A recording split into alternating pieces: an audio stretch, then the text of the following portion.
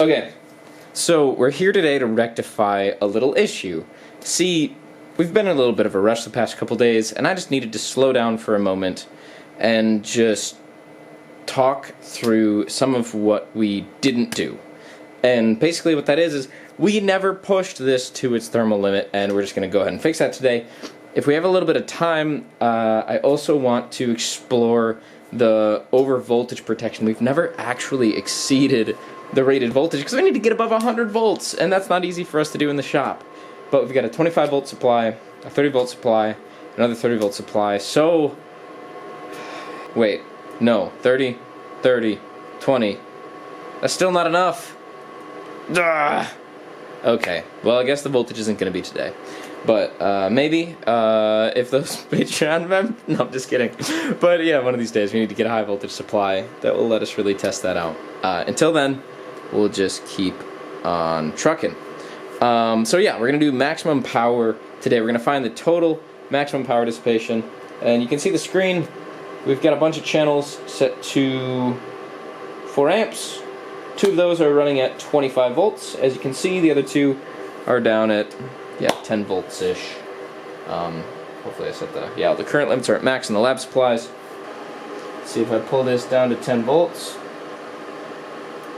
And push this up to 10 volts. Yeah, so right now we are sitting at 540 watts in the loop. And...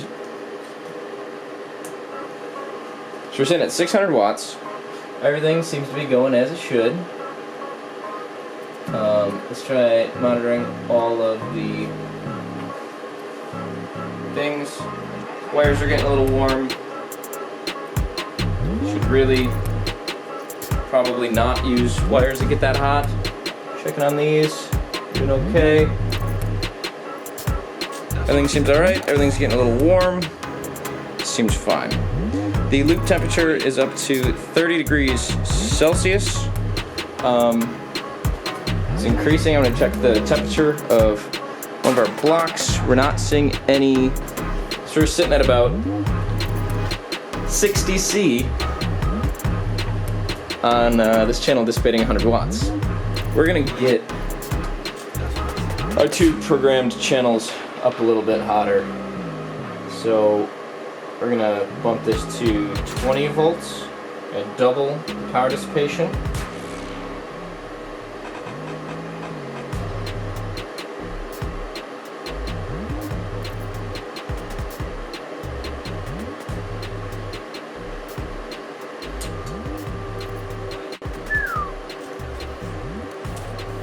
Alright.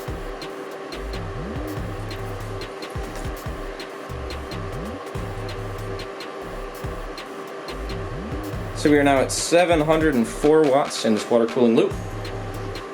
Block temperature is increased to 70 C. So this is another block of the channel dissipating 200 watts.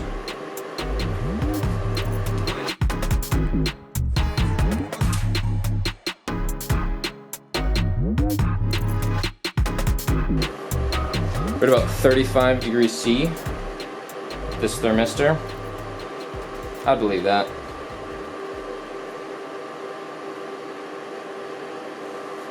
So yeah, we had one of our viewers reach out and talk about the temperature the system can actually withstand, and that's right around 50 C is what this is rated for. So when we see this getting real close to 50, we'll know that we need to start thinking a little bit harder. Another thing that came up was the Vortex. You can see you've filled the loop all the way. There's a couple bubbles getting knocked out of the loop right now. It's a little concerning, but it's probably just since the loop's hot. Pressures are changing, might be knocking some of those things loose. Chilling up at 700 watts. Everything looks like we're going just fine. Okay. We're at about 37, 38 degrees in the loop. That's alright. Switch back to our thermocouple. It's in about 85 on this block. So given that we're right up at 85 C, we're getting really close to the point where this is going to start thermally limiting itself. But we're at 700 watts in the loop. We were able to hit, 270 watts in a single channel config. So let's move this to 250 watts. Let's see if we can get 250 watts per channel.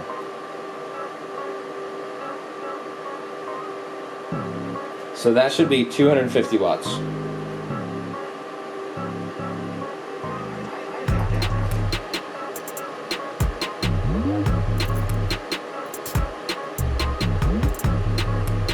Then we're going to adjust channel 1 and 2 to also regulate power, which will actually push.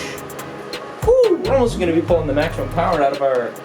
We got our 600 watt, 24 volt, 25 amp supply. We're going to try to pull.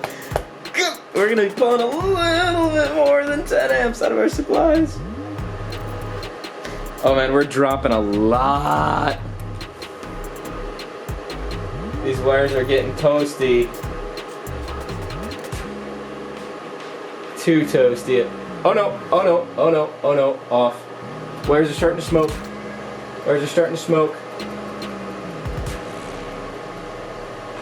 Holy crap. We need another test setup. Change channel. We need an all off button. We need an oh crap button. We had 2 channels at 240 watts.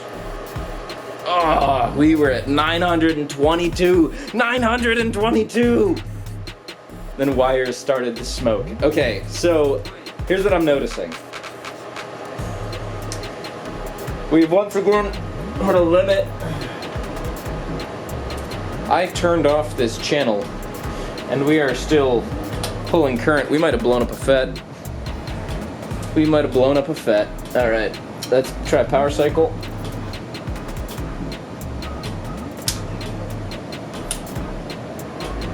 Oh yeah, we blew up a FET. Channel 4 is tucked down in the corner.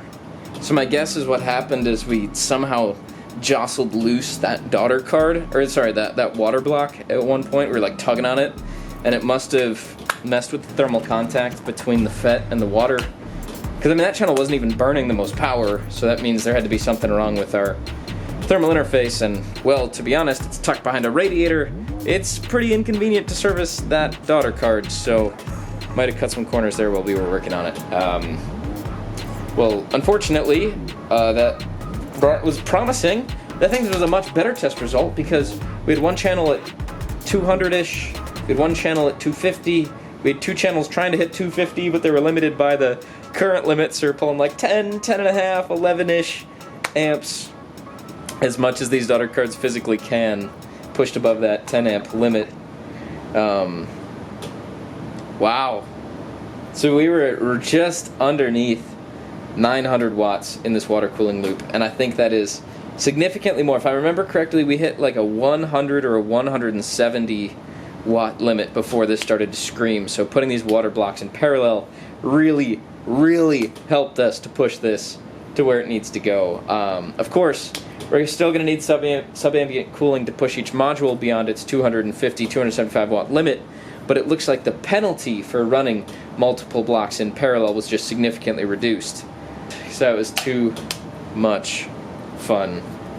Well, just want to thank you all for watching Eat for Everyone. I want to thank you for your time and your attention as we step through this project together, and I really enjoyed taking a moment to push the maximum power handling with you.